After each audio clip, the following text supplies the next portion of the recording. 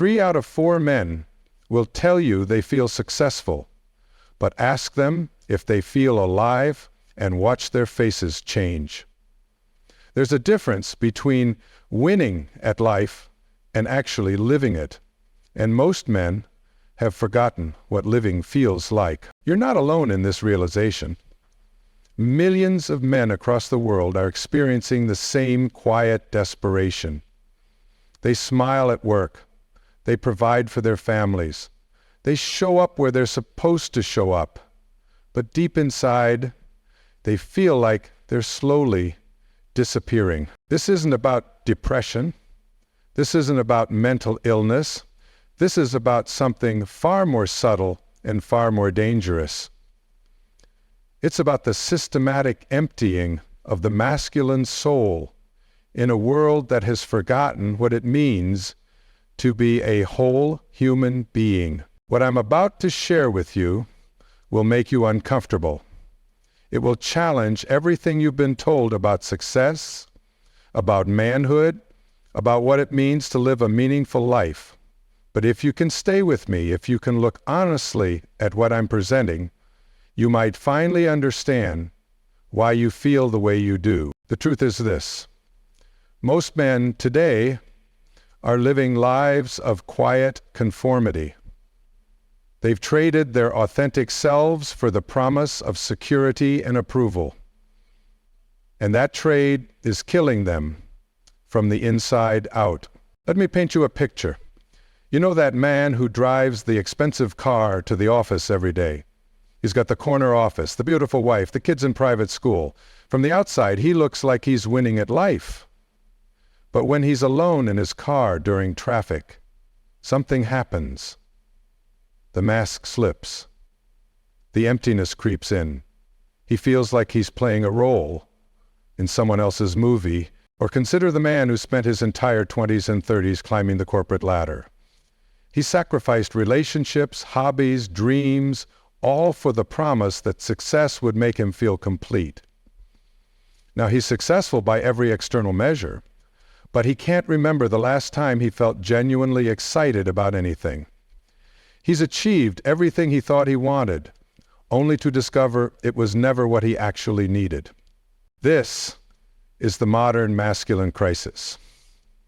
And nobody wants to talk about it because it reveals uncomfortable truths about how we've structured our entire society. You see, somewhere along the way, we convinced men that their value comes from what they produce, not who they are. We taught them that emotions are weaknesses to be suppressed rather than wisdom to be honored. We showed them that vulnerability is dangerous, that authenticity is risky, that the safe path is to become what others expect them to be. But here's what we didn't tell them. When you disconnect from your authentic self, you don't just lose touch with who you are, you lose touch with life itself. You become a walking ghost, going through the motions, but never truly living. The emptiness you feel isn't a sign that something is wrong with you. It's a sign that something is wrong with the way you've been living. Your soul is trying to get your attention. It's saying, this isn't who you really are. This isn't what you came here to do. This isn't the life you were meant to live. Most men ignore this signal. They turn up the volume on external distractions. They work longer hours. They buy bigger toys. They seek validation through achievements, through status, through anything that might fill the void. But the void can't be filled from the outside. It can only be healed from within. You might be thinking, but I have responsibilities. I have people depending on me. I can't just abandon everything and go find myself. And you're right. This isn't about abandoning your responsibilities. It's about showing up to them as your authentic self, rather than as the persona you think others want you to be. The persona is exhausting. The persona requires constant maintenance. You have to remember how to act, what to say, how to respond in every situation. You have to constantly monitor yourself to make sure you're not revealing too much of who you really are. This constant self-monitoring is what's draining your life force. But your authentic self requires no maintenance. Your authentic self is effortless because it's natural. When you're being who you really are, you don't have to think about how to respond. You don't have to calculate your words. You don't have to perform. You can simply be. The problem is that most men have been performing for so long, they've forgotten who they really are underneath the performance. They've become so identified with their roles, husband, father, provider, achiever, that they've lost touch with the person who exists beyond those roles. This is where the real danger lies. When your identity becomes completely wrapped up in external roles and achievements, your sense of self becomes fragile. Any threat to those roles becomes a threat to your very existence. This is why men often fall apart when they lose their job, when their marriage ends, when their children leave home. They haven't just lost an external situation, they've lost themselves. The solution isn't to abandon all roles and responsibilities. The solution is to develop a core identity that exists independent of these external circumstances. This core identity is who you are when no one is watching. It's who you are in your quiet moments of honesty. It's who you are when you strip away all the shoulds and musts and have-tos. But finding this core identity requires courage. It requires you to look at the parts of yourself you've been hiding. It requires you to feel the emotions you've been suppressing. It requires you to acknowledge the dreams you've been denying. It requires you to face the truth about what you really want from life. This is uncomfortable work. This is why most men avoid it. It's easier to stay busy. It's easier to focus on external problems than internal ones. It's easier to blame circumstances than to take responsibility for your own inner state. But avoiding this work doesn't make the emptiness go away. It just makes it grow stronger. The longer you ignore your authentic self, the louder it will cry for attention, and eventually, it will find a way to get your attention, whether you want to give it or not. This might come in the form of a midlife crisis, a breakdown, an affair, an addiction, or simply a deepening sense of despair. You have a choice. You can continue living the life you think you're supposed to live, feeling increasingly empty and disconnected. Or you can begin the journey back to yourself. This journey isn't easy, but it's the only path to genuine fulfillment. The first step is awareness. You have to become conscious of the ways you've been abandoning yourself. Notice when you say yes when you mean no. Notice when you suppress your true feelings to keep the peace. Notice when you do things for approval rather than because they align with your values. Notice when you're performing rather than being. This awareness will be uncomfortable at first.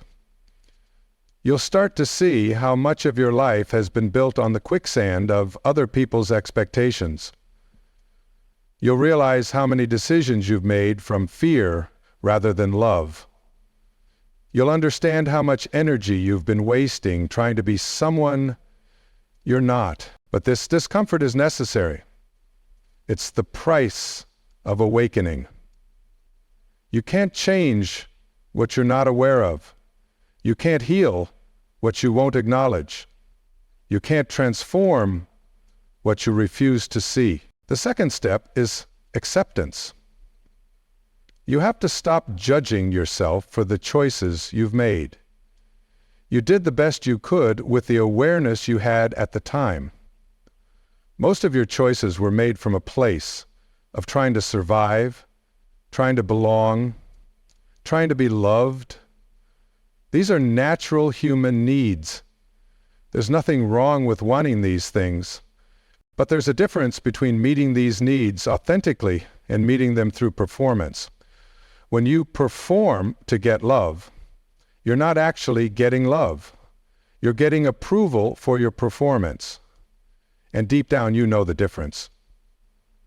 This is why the approval never feels like enough. This is why the achievements never satisfy.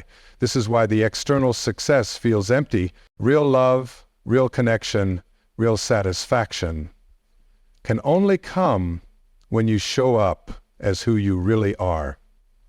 But this requires you to risk rejection. It requires you to risk disapproval. It requires you to risk losing relationships that were only based on your performance anyway. This is terrifying for most men. We've been conditioned to believe that our worth depends on others' approval. We've been taught that rejection is a threat to our survival. But the truth is, rejection from people who only loved your persona isn't really rejection at all. It's liberation. When you stop performing for love, you might lose some relationships, but the relationships you keep will be infinitely more satisfying because they'll be based on truth rather than pretense.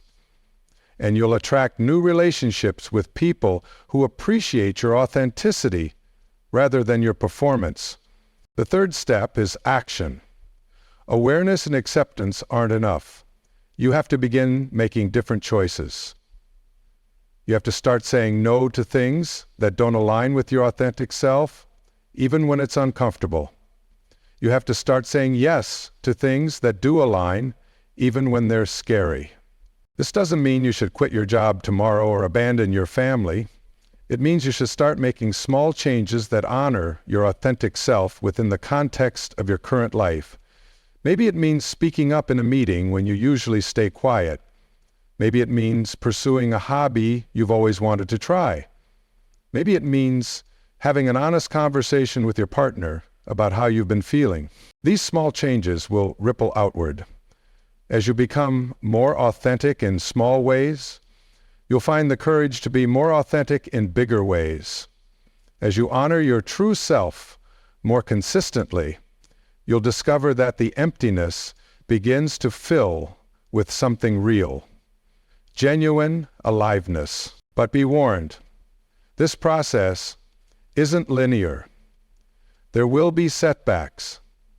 There will be moments when you retreat back into old patterns because they feel safer. There will be times when the people around you resist your changes because they were comfortable with the old version of you. This is normal.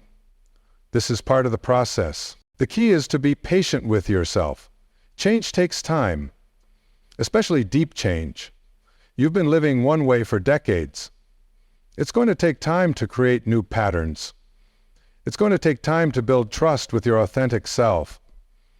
It's going to take time to learn how to navigate the world as who you really are, rather than who you think you should be. But every step you take toward authenticity is a step away from emptiness. Every choice you make from your true self rather than your conditioned self is a choice for aliveness over deadness. Every moment you spend being real rather than performing is a moment of genuine living. You might be wondering, but what if I don't know who my authentic self is? What if I've been performing for so long that I've lost touch with who I really am? This is a common concern, and it's understandable. But the truth is, your authentic self is still there. It's been buried under years of conditioning, but it hasn't disappeared. You can begin to reconnect with your authentic self by paying attention to what brings you genuine joy, not just pleasure or distraction, but real joy. Notice what activities make you lose track of time. Notice what conversations energize you rather than drain you. Notice what dreams you keep having, even though you've been told they're impractical. Your authentic self is also revealed through your values. Not the values you think you should have, but the values you actually hold deep down. What injustices make you angry? What beauty moves you to tears? What causes stir your passion? These emotional responses are clues to who you really are, beneath all the conditioning. Your body also holds wisdom about your authentic self. Your body knows when you're living in alignment and when you're not. That tightness in your chest when you're about to compromise yourself, that energy you feel when you're doing something that truly matters to you, that sense of rightness when you make a decision from your core rather than from fear. Learn to listen to these physical signals. Your dreams, both sleeping and waking, also provide guidance. What scenarios play out in your sleep? What futures do you imagine when you let your mind wander? What would you do if money weren't an issue?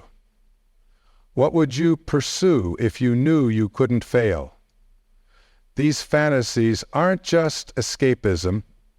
They're your soul's way of showing you what it longs for. But perhaps most importantly, your authentic self is revealed through your relationships. Notice who you feel most yourself around. Notice which people bring out your natural humor, your curiosity, your compassion. Notice which relationships feel effortless and which feel like work. The people who love you for who you are, not what you do, are mirrors reflecting your authentic self back to you. As you begin to reconnect with your authentic self, you'll face resistance. This resistance will come from two sources, external and internal. External resistance comes from people who have benefited from your performance. They've grown accustomed to the version of you that always says yes, that never rocks the boat, that puts their needs before your own. When you start changing, they might push back. They might accuse you of being selfish. They might try to guilt you into returning to your old patterns. This external resistance is difficult, but the internal resistance is often harder. Your own mind will try to convince you that authenticity is dangerous. It will remind you of times when being yourself led to rejection or failure. It will paint worst-case scenarios about what will happen if you stop performing.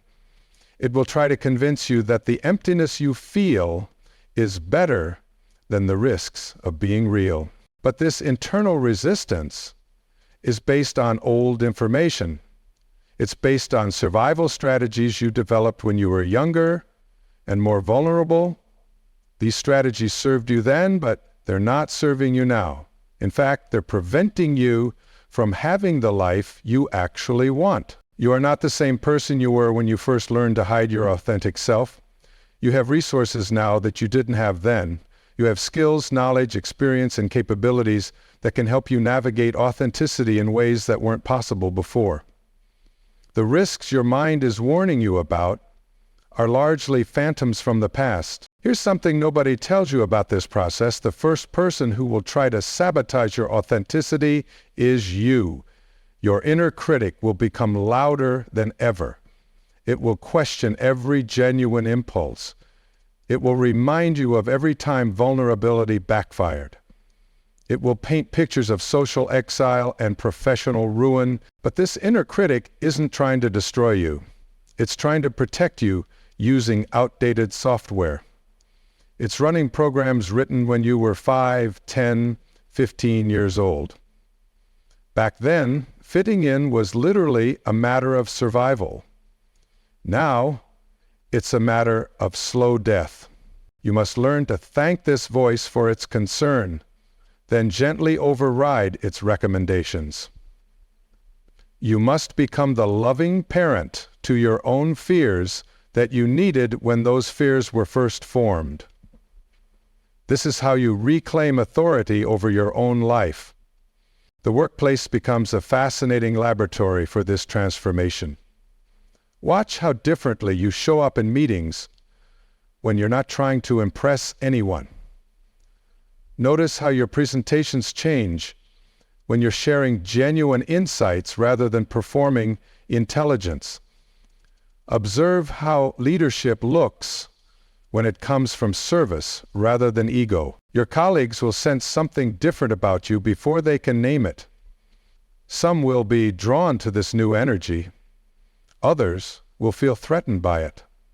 The ones who are threatened are usually the ones who are most trapped in their own performances. Your authenticity becomes a mirror they're not ready to look into. Don't take their resistance personally. Their discomfort with your genuineness says nothing about you and everything about their relationship with themselves. Stay compassionate, but don't dim your light to make others comfortable with their darkness. The economic implications of this shift are profound. When you stop buying things to fill the void, your financial picture transforms overnight. Those impulse purchases that promised to make you feel better but never did, the status symbols that were supposed to announce your worth to the world, the endless upgrades and acquisitions that were meant to patch the hole in your soul. Authentic men spend money differently. They invest in experiences rather than possessions. They choose quality over quantity. They buy things that serve their actual values rather than their imagined image. This isn't about becoming cheap or living like a monk. It's about conscious consumption aligned with conscious living. Your hobbies and interests shift too. You stop pretending to enjoy things because they're expected of your demographic. Maybe you've been forcing yourself to watch sports because that's what men do, but you're actually fascinated by art history. Maybe you've been golfing with clients while secretly longing to write poetry. Maybe you've been collecting expensive tools while your heart wants to tend a garden. These authentic interests aren't frivolous. They're breadcrumbs leading you back to your true nature. They're clues about the person you were before the world told you who to be. Following these interests isn't selfish indulgence. It's soul recovery. The ripple effects extend into your community involvement. You stop volunteering for causes that look good on your resume and start supporting movements that stir your actual passion. You quit boards where you're just a name and join efforts where you can contribute your unique gifts. Your civic engagement becomes an expression of your values rather than a networking strategy. Travel changes meaning entirely. Instead of vacations designed to escape your life, you take journeys that enrich it.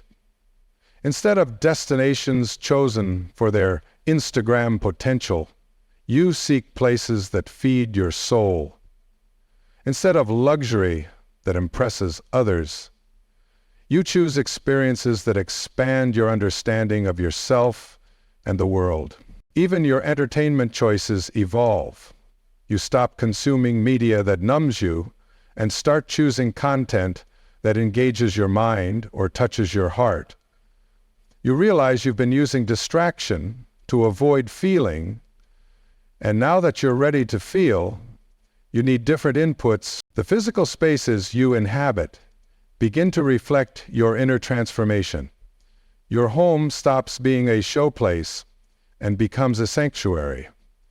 Your office stops being a stage and becomes a workspace.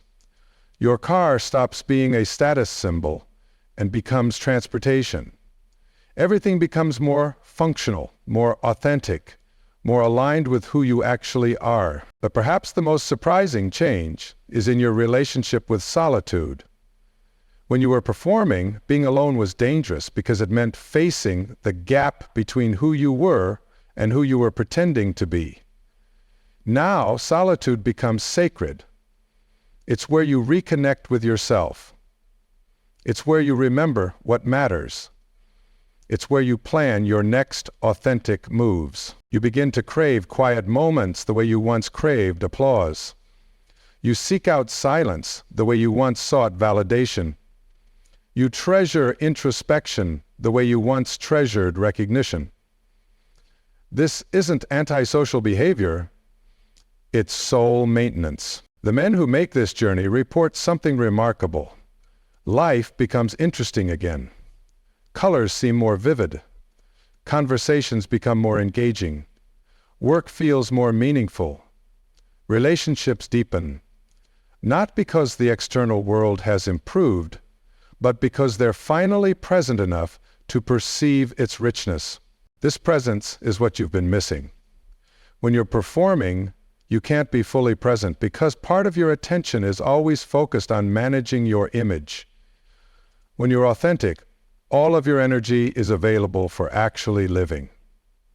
This is why authentic people seem so alive. They're not dividing their energy between being and pretending to be. But authenticity isn't just about feeling better, it's about contributing better. When you're operating from your authentic self, you have access to your unique gifts and perspectives. You can offer something to the world that no one else can offer because no one else is exactly like you. But when you're performing, you're offering a generic version of what you think the world wants, rather than what you uniquely have to give. The world doesn't need another performer. The world needs you. Not the perfected version of you, not the version of you that has all the answers, not the version of you that never struggles.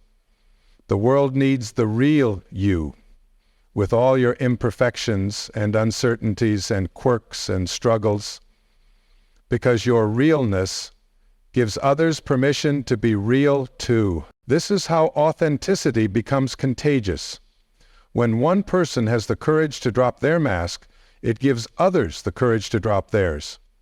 When one person chooses truth over comfort, it inspires others to make the same choice.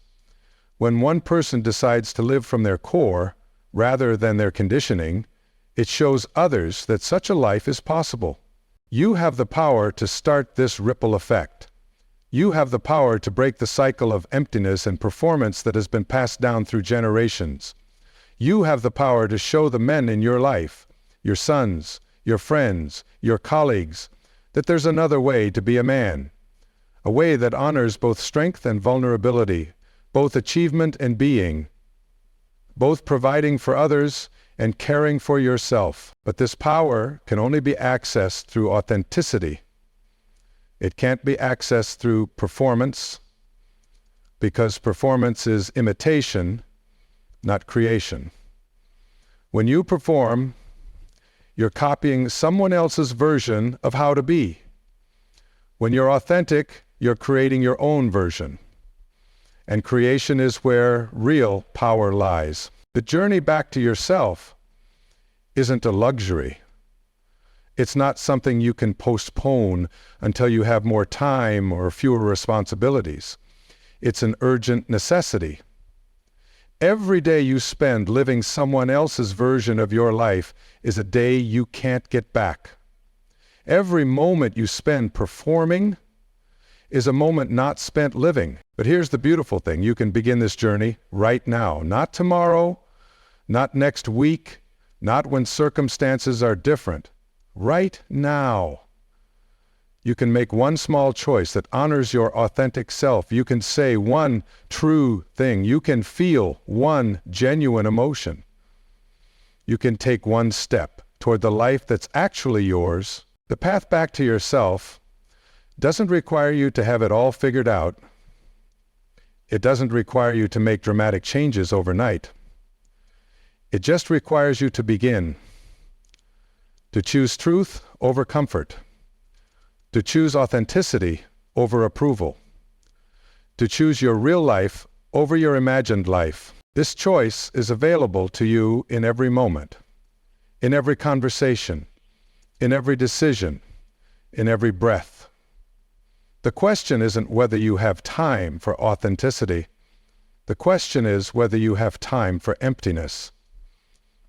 The question isn't whether you can afford to be. Your life is waiting for you, not the life you think you should want, not the life others want for you. Your life, the one that can only be lived by you, the one that's been calling to you through that emptiness you feel, the one that's been trying to get your attention through that quiet desperation. The emptiness isn't your enemy, it's your guide. It's been trying to lead you home to yourself. The question is, are you ready to follow it? Are you ready to discover what lies beneath the performance? Are you ready to meet the man you really are? The journey begins with a single step. The step of acknowledging that the way you've been living isn't working. The step of admitting that you want something more than external success. The step of recognizing that your emptiness isn't a problem to be solved, but a message to be received. That message is simple. You matter. Not what you do, not what you achieve, not what others think of you. You matter. The real you, the authentic you. The you that exists when no one is watching and nothing is expected. This you has been waiting patiently for your return. This you has never abandoned you, even when you abandon yourself. This you is ready to live fully, to love deeply, to contribute meaningfully. But this you can only emerge when you stop trying to be someone else. The choice is yours. You can continue performing and feeling empty, or you can begin the courageous journey back to yourself. The journey back to aliveness. The journey back to meaning. The journey back to the life that's been waiting for you all along. What will you choose?